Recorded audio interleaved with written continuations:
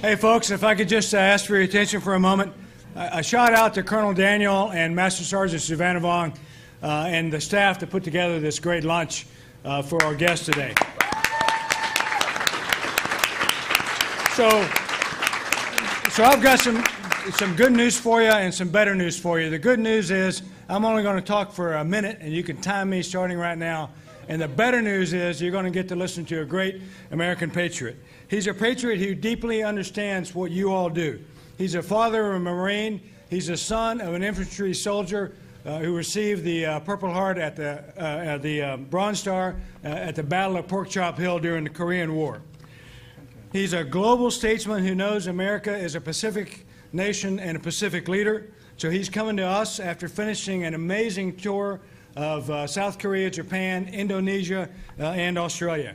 He recognizes the security challenges and economic opportunities that the Indo-Asia-Pacific region provides the United States. But most importantly, he's a leader who reveres our brave men in uniform, brave men and women in uniform, all of you, who stand in the breach for those who would do harm to America. So, ladies and gentlemen, please join me in giving a hearty welcome to the Vice President of the United States, Mike Pence.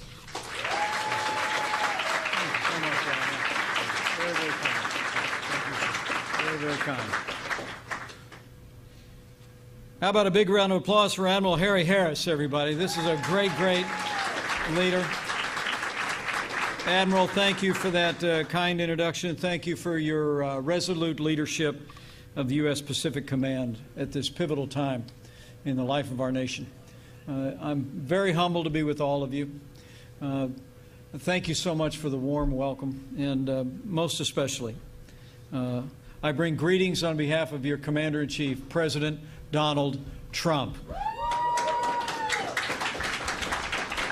The President, we're on our way back to Washington, D.C. We'll be back to work at the White House tomorrow morning, but the President wanted me to come by today and just to tell you how grateful we all are for your service. And as he said to me, just tell him I'm proud of him. And I promise all of you, the American people are proud of every man and woman in this room. Give yourselves another round of applause. Thank you for serving your country. I just had a chance to visit with a family member of mine, Master Sergeant Jimmy Lazoon, who's Air Force. Is that all right? He and his family are here in Hawaii, and he's been in the service, I think, upwards to 18 years. And as the Admiral said, I'm not a soldier. My life didn't take me into the uniform that every one of you have put on voluntarily, but I am the son of a soldier, a combat veteran who served in the Korean War, and I'm the proud father of a United States Marine. And so I stand before you today deeply humbled because I really speak on behalf of the hundreds of millions of Americans who each and every day benefit by the services and the sacrifices that you and your families make on our behalf. And I just really came by to say thanks. Thank you for stepping forward to serve your country. And also to assure you that in these days that lie ahead, in these uncertain times, people who serve here at U.S. Pacific Command will know that in your Commander-in-Chief, you have a president who is going to fight to rebuild our military, restore the arsenal of democracy, and we're going to give our soldiers, sailors, airmen, Marines, and Coast Guard the resources you need to accomplish your mission for the American people. We're going to do it.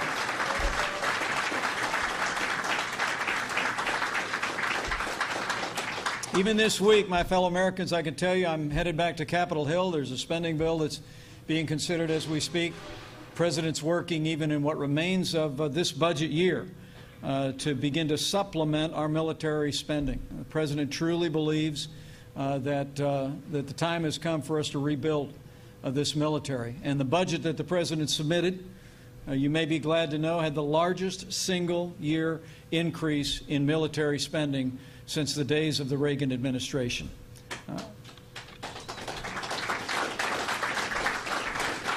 You know, It is the greatest privilege of my life to serve as Vice President to a President who cares so deeply about the men and women of our armed forces, their families, and our veterans.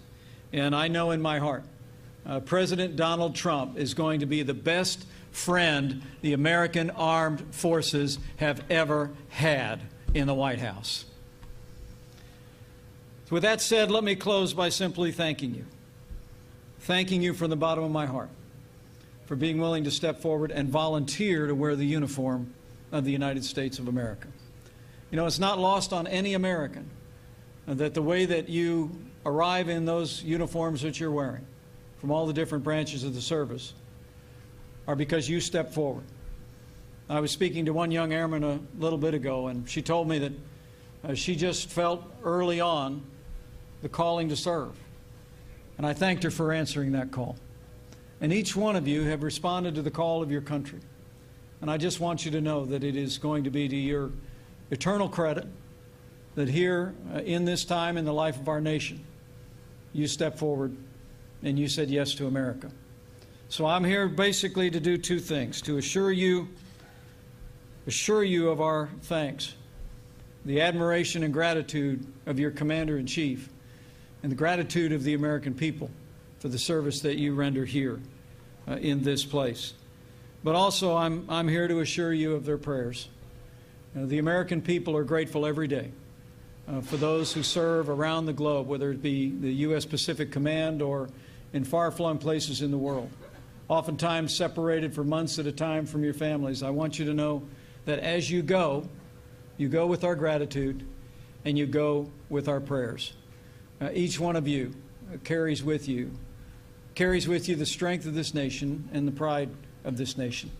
And on behalf of your President and on behalf of the American people, I say from my heart, God bless you. Thank you for your service. And God bless America.